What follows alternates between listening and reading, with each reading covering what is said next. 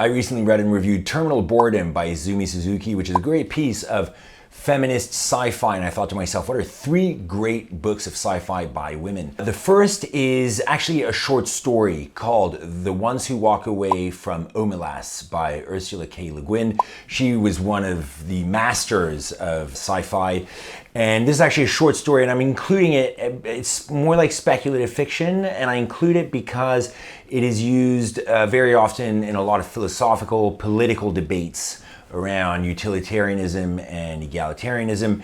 And it's the story of a city that is visibly a utopia. Everything is great, everybody is super happy, but it turns out that this utopia has a deep, dark secret and that the inhabitants are paying a very steep price for this supposed happiness. So this is a great piece of sci-fi by Ursula K. Le Guin that I really recommend. The second book is The Parable of the Sower by Octavia Butler.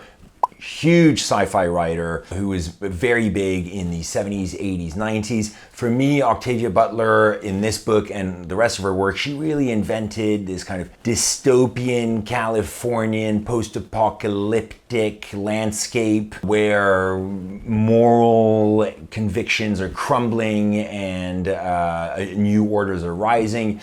And The Parable of the Sower is certainly part of that and really exemplifies that whole style of Octavia Butler. And then finally, the third book is one of my favorite books of all time. I will always recommend this book. It is a book called Woman on the Edge of Time by Marge Piercy. This is a phenomenal novel. It's the story of a woman, a Latina woman in 1970s New York who is unjustly committed to a mental hospital. And in this hospital, she starts, perhaps or perhaps not, developing the ability to travel in time, travel to the future. And she travels to a utopian future that has achieved a kind of radical socialist equality.